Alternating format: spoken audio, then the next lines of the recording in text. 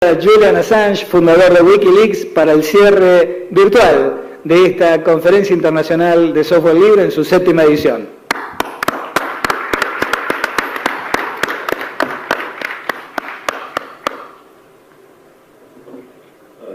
Can everyone hear me in Buenos Aires? Yes, of course. Let me introduce you. Are the translators ready? Okay, we'll try and do this. So this is the first time that I have spoken to people outside the embassy since my internet was cut off. It's a bit unusual for me to be trying to do a talk by telephone, but I like a challenge, so we're going to try and do it. Normal para mí hablar por teléfono así, pero vamos a intentar hacerlo mejor. First of all, thank you to the Computers Workers Union who've put this event together and organized it. I see that quite a lot of universities are involved in Argentina, and there's some interesting people here. It's quite nice to see actually such support for the free software movement and for ideals that I have fought for a long time by the government of Argentina and other institutions within Argentina. Please, Julian, give us just a minute to explain to the public here what is happening exactly. Could you give us a minute? Okay, well, thanks. First of all, let me just introduce myself. Okay. Go ahead. My name is Julian Assange. I'm the editor and founder and publisher of Wikileaks. I have a technical training. I taught myself to program when I was 13 and became a computer hacker or explorer of the world when I was quite young from Australia. And then developed a lot of free software in different projects and became a system administrator and started my own internet service in Australia and writing cryptography programs to protect people and their privacy from spying, and wrote some books about that type of thing, and studied the National Security Agency, and eventually I studied theoretical physics and decided that actually I wanted to try and bring about more education and justice in the world, and that the easiest way for the Democratic primary election between Hillary Clinton and Bernie Sanders principally had been rigged in favor of Hillary Clinton by the committee that runs the US Democratic Party in many different ways, including pushing out fake stories that Bernie Sanders supporters were trying to organize violence, making sure that more of the money went to Hillary Clinton, and so on. When we released those 20,000 emails, we did it in a way which we've become famous for, which is to make a special customized search engine to search them. It's actually quite hard to make a search engine to display and search through email because there's so many broken mail standards and mail programs. So it's quite a lot of work. And it encouraged all the people in the United States and some outside the United States who were interested in the election to sort through them. So this punched a hole in the media censorship that exists in the United States, where 4 of the 5 top TV networks and about 8 of the 9 major publications in the United States are biased in favor of Hillary Clinton. So in response, there was many attacks, and the US DC establishment, which believes that Hillary Clinton will be the winner of the election, tried to find different ways to distract from our publication. They, first of all, tried to say that we supported Donald Trump just because we were criticizing Hillary Clinton. Then they tried to say that actually we were secretly working with Russia to publish this material that was criticizing her, and this was some kind of cyber warfare against the United States. But I have learned from a lot of experience that the best way to deal with these attacks is that you never flinch, you never blink, you just keep on publishing, because every day that you publish is a day that you have the initiative in the conflict. So we continued on publishing the emails of Hillary Clinton's chief campaign manager, which are even more politically interesting than the emails of the Democratic National Committee. I had been exploring what was the connection between Hillary Clinton and her campaign manager and the sale of 20% of all the US uranium to Russia through a company in the United States called Joule Limited. And that was very interesting, and we showed that Clinton's campaign manager had been lying about his investments in this nuclear energy company, and he was very closely connected with a big Canadian mining magnate, and that he had 75,000 shares in this company, and then he moved it into another company secretly controlled by his daughter, and so on. But much more important was that in the investigation we managed to get hold of more than 50,000 emails related to Hillary Clinton's chief campaign manager, John Podesta. So this time we started a different strategy, which was to write an algorithm called the stochastic terminator, which is designed to be unpredictable and to adjust how much it publishes and what it selects based upon what we as human beings suggest to it, but also based upon what it reads in the news. And so it selects the emails to be published and publishes them each day, and we started doing that on the 7th of October. And this really whipped up a crazed hornet's nest atmosphere in the Hillary Clinton campaign and in all the establishments that are backing her.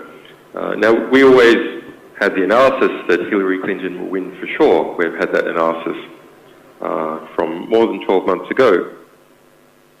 But she has pulled around her every single establishment in the US, the intelligence agencies, the neo-conservatives who started the Iraq War, the weapons manufacturers, the big banks and investment companies like Goldman Sachs, most of the middle class, and most of the media.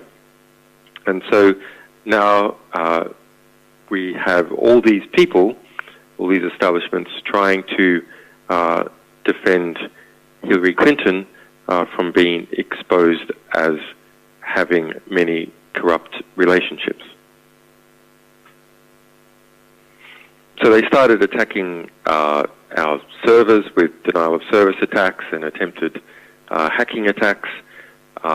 There was and there is a amazing ongoing campaign where fake documents were put in the UN and in the British courts to accuse me of being both a Russian spy and a pedophile and a molester of children. You can look up that amazing story that we tracked down, how this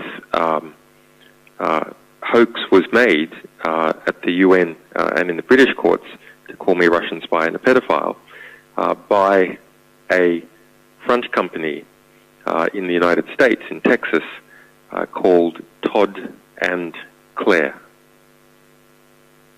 But that wasn't enough, so the pressure started to increase and it started to pressure Ecuador, which some of the opposition parties in Ecuador were sympathetic to, perhaps because of their relationships with the United States, and pressure statements made to Ecuador at the political level and at the intelligence level that I needed to be stopped or there would be consequences. But Wikileaks is a global publisher, publishes 1 million documents a year.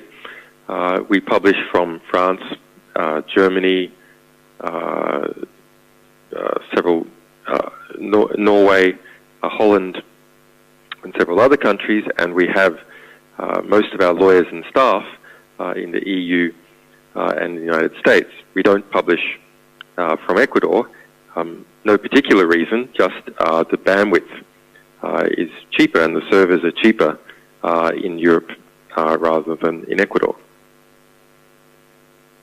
So the United States and United States government, in the form of John Kerry, the Secretary of State, and some other U.S. officials, and the Hillary Clinton campaign, kept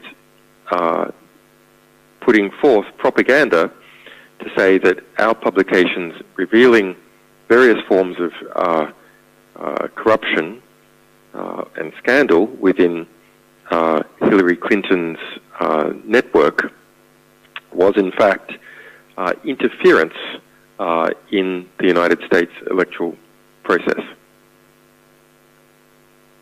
But this is not interference in the electoral process. This is the definition of the electoral process, is for media organizations, and in fact everyone, to publish the truth and their opinion about what is occurring. There cannot be a free and informed election unless people are free to inform.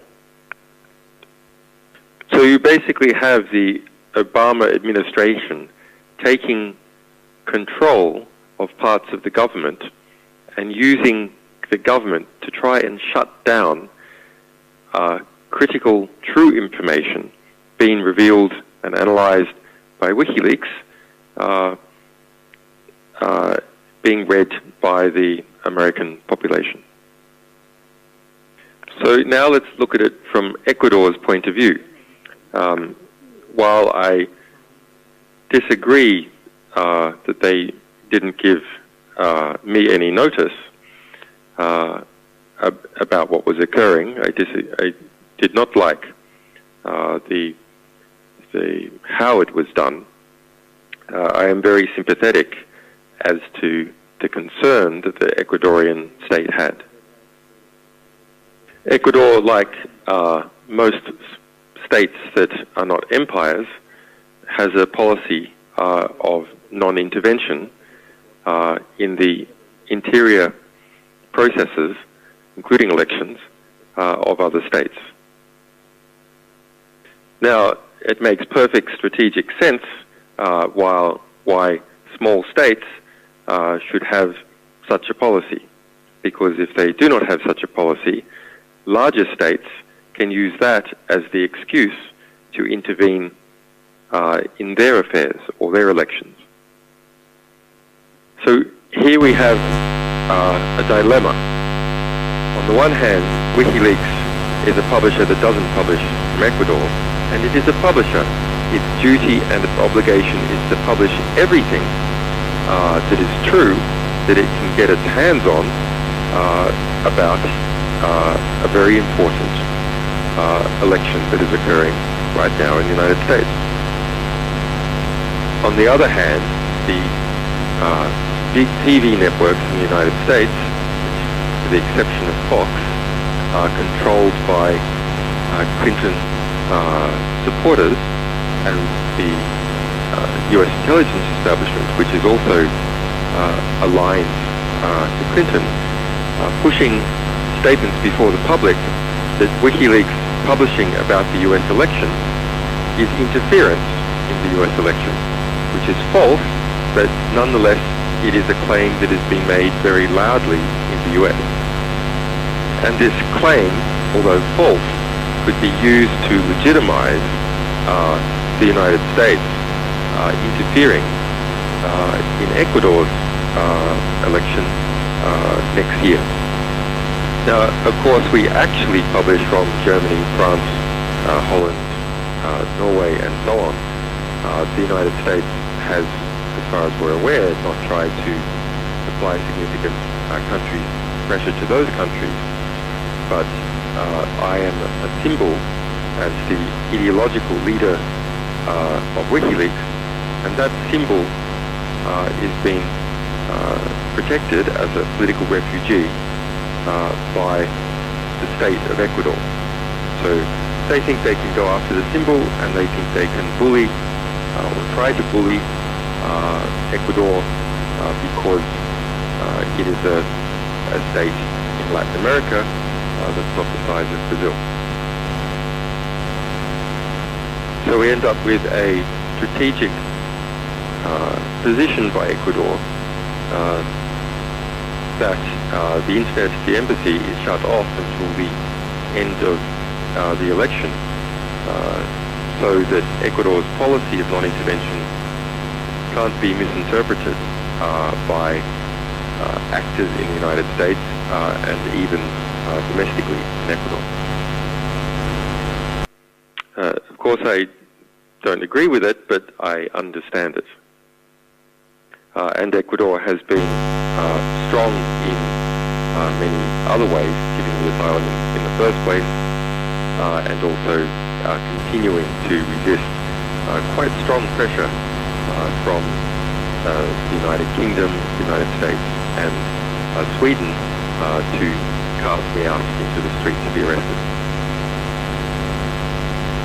And if I just compare, so as I said, what the government's position is, about half the opposition parties that will be going into the Ecuadorian election next year in February say that they also will protect my asylum, but about another half don't say, as a campaign commitment, they will hand me over to be arrested, despite the United Nations on 5th February this year making a formal finding that I am legally correct and I am being illegally detained by the United Kingdom. But WikiLeaks is you can ask what type of dog is a different company or organization, and WikiLeaks is one of these fighting dogs that has a lot of energy and runs around fighting all the time. It is built to fight. It loves nothing more than to fight. And so when my internet was cut off, of course, we had long ago made strategic contingency plans for exactly this situation. So despite bombs raining down on us from statements by high US officials, media and so on, this is exactly the sort of situation that we enjoy. And so there was not even a 1 day's pause. We just continued on publishing the next day, even though I was cut off from my team. Okay, so we're up to date in the story. Now, any questions? Para nuestro equipo técnico que hizo lo imposible para sacarlo. As I said, that it is long been our analysis that Hillary Clinton will win the election because she has all the establishments on her side, and we can see that in terms of polling. If someone like Donald Trump, who has a great many problems, I'm sure all of you are aware of it, but if he managed to get up near the 48-50% level of the polling, which he has on just 2 occasions across the different polls, united, then immediately those big media networks and the funders get together and smash him back down. So I don't think there's any chance of Donald Trump winning the election. That would probably be bad inside the United States. It would probably be good outside the United States. But even with the amazing material that we are publishing and will continue to publish, because even though we publish it and there's a lot of people on the internet reading it directly, most of the media organizations in the United States are very strongly aligned with Hillary Clinton for 2 reasons, really. A lot of them are owned by big businesses, which are owned by banks, which are aligned to Hillary Clinton, and the other is a class reason. Most journalists and media workers are very middle class, and Donald Trump represents, in their minds, white trash. And so to be doing anything that looks like it might support Donald Trump looks like you're supporting the trash, and that means to those rivals that they have within their class that they are white trash. And so it lowers their social status, and that's a very dangerous thing to do in an institution, is to have your social status lowered because someone else might get your job or the job that you want to have with the institution. So there's a lot of conformity and a lot of fear about criticizing Hillary Clinton in any way at all, so it reduces the impact of even very significant material that is released. But what is the impact for Latin America? Well, I think it's extremely positive because I think that this is the first time in US electoral history that we can see the power structure going into the new presidency. So the various alliances and forces and influences of Hillary Clinton and her team, we are exposing day by day. And so that's going to shift understanding of the phenomenon that then everyone has to deal with inside the United States and out. It becomes more predictable, and also the worst excesses of it are easier to contain. As a security expert or former security expert, and someone who's had to continue to understand that in order to protect Wikileaks and our sources, I think electronic voting is completely crazy. The electronic aspect of it, even if there is cryptography, maybe especially if there's cryptography, makes it so complex that individual peoples and communities can't assess whether it is doing what it says that it's doing. And so it becomes easy to manipulate. Now, even if there are rules to have sophisticated auditors, external auditors auditing what has been done with random checks and so on, we all know the reality that once those rules are set up for auditors, gradually they are defunded, or the auditors get lazy, and they gradually start to disappear, and those people who want to manipulate the system understand the abilities and limitations of the auditors more and more as time goes by. So I think electronic voting is completely crazy for national elections. perhaps for some other things it might be all right, but national elections, where there's real power involved, I think this is mad. On the second part of that question about overseas processing data in the United States and elsewhere, obviously the information, if it's in US jurisdiction, is accessible to US authorities. However, that said, it might even be more accessible if it's not in US jurisdiction, because they hack it and steal it anyway. So this issue of the breakdown in areas of jurisdiction or areas of sovereignty is a much broader issue, which is causing a disappearing of effective borders, a blending in or a merging in of different states with each other. There's a lot of benefit to that, but on the other hand, it seems quite likely that the largest, most powerful electronic states, like the United States, maybe like China in a few years, will be able to hold and gather together critically important functions of other countries, and then we'll be able to squeeze these functions, both in terms of obtaining data from them, but possibly more importantly, in terms of demanding fees in court cases, or simply cutting off access.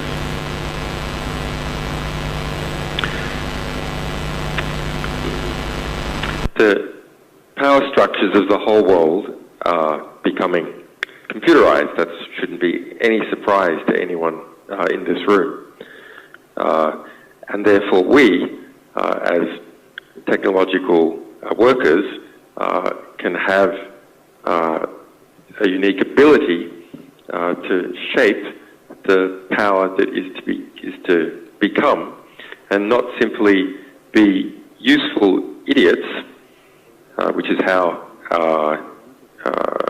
politicians and generals and company executives think of most technical workers, but rather be intelligent, skilled technicians that understand not just about our technical labours, but understand how our technical labours interface and facilitate the evolving structure of international civilization and, of course, within our own country. Now, efforts to establish our own rules and our own culture in, say, the free software community have produced really quite important advances. But at the same time, some of those advances, like free software, are also being treated as a common and gobbled up by ever larger corporations like Google, or ever more abusive mega government institutions like the National Security Agency, which uses Linux and free software all over the place. That's nothing for us to be proud of, that the fruit of our minds is being used in that way.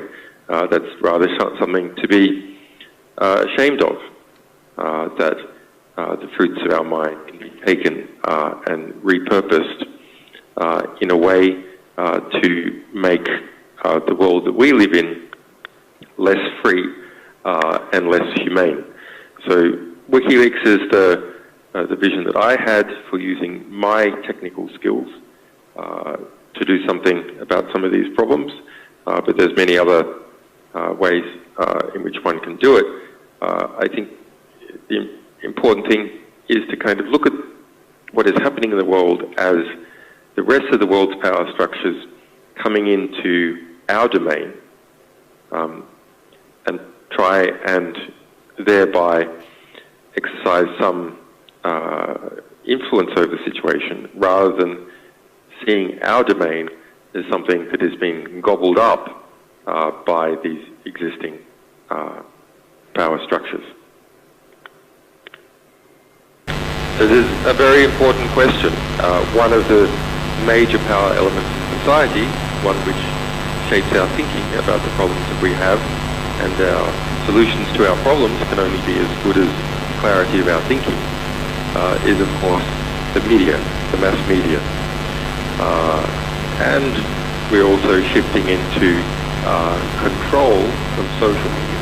So why social media and easy internet publishing has broken through a lot of the censorship on behalf of various establishments that the mainstream media has been performing.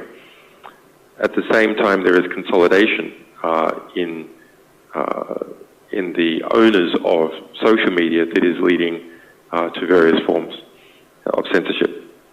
There's a great book that's been published in Argentina. I think it's in Argentina, it's definitely in Spanish, called Wikileaks, and that is an analysis of the Latin American media, looking at the cables that Wikileaks published, showing the relationships between the US State Department and the various media oligarchs in Latin America. Now, why did a separate book have to be published on that? Well, because obviously the Clarion Group was not reporting about the Clarion Group, and there also exists a type of truce between the different media owners and even amongst journalists to not report critical information about these groups that, or individuals that you would think would be rivals, but they're too scared to get into a media war with each other, so they tend to censor news that is critical of the media. Now, in the one of the things most remarked on by our recent publications about the DNC and Hillary Clinton's campaign is how many unethical journalists were exposed. So journalists who were checking to make sure that Hillary Clinton was, or Hillary Clinton's campaign manager was approving of what they wrote, private parties with more than 65 different journalists where they wouldn't report on anything that happened at the party with Hillary Clinton or her campaign manager John Podesta cooking together and so on. But you're right, the full archives of the New York Times or the Clarion Group or CNN would make a very big difference to people's opinion and help to understand those power networks. We did it for Sony Corporation. Sony Corporation, while it's not a news corporation, is a media corporation. And that showed very interesting things. For example, that Sony tried to do a deal with UK Prime Minister David Cameron at the time of the Scottish referendum in 2014 to not air a TV series which was pro-Scottish until after the referendum. So he met with David Cameron, and that was the strategy letter going into that meeting. They wanted to do that, and what could they get from Cameron? Well, they could get some tax concessions from the UK Prime Minister in exchange for killing off this TV series about Scotland, which would increase Scottish nationalism. So those sorts of games are at play in all the big media groups. De acá de la Asociación Gremial de Computación. Gracias también a nuestra compañera traductora, ha hecho un impecable trabajo. Thanks guys. Stay strong. Bye bye. Muchísimas gracias, Julian. Esperamos contar con tu participación en otro evento organizado, tal vez. I have a technical training.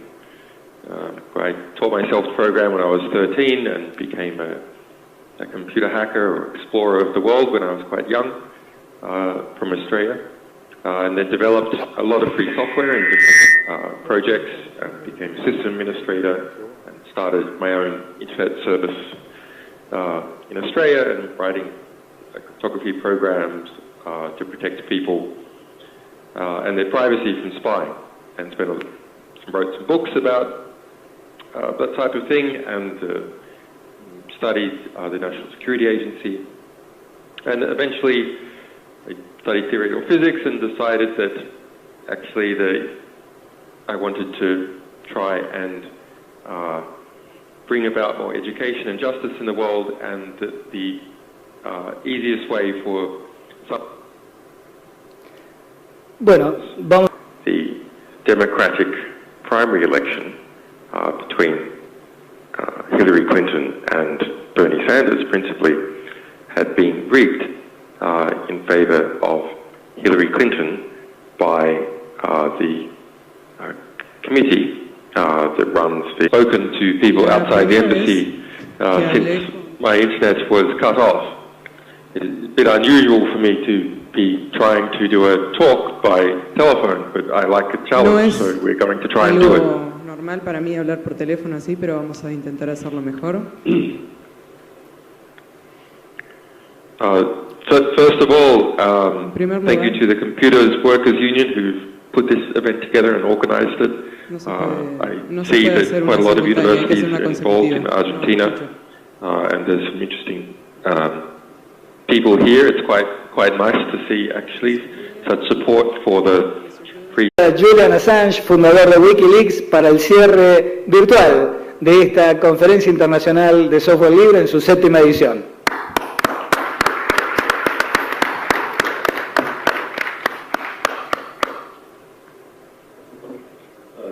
Can everyone hear me in Buenos Aires? Yes, of course. Let me introduce you. Are the translators ready? Okay, we'll try and do this. So this is the first time that I have the software movement and for ideals that I have fought for a long time by the government of Argentina and other institutions within Argentina. Please, Julian, give us just a minute to explain to the public here what is happening exactly. Could you give us a minute? Okay, well, thanks. First of all, let me just introduce myself. Okay. Go ahead. My name is Julian Assange. I'm the editor and founder and publisher of Wikileaks.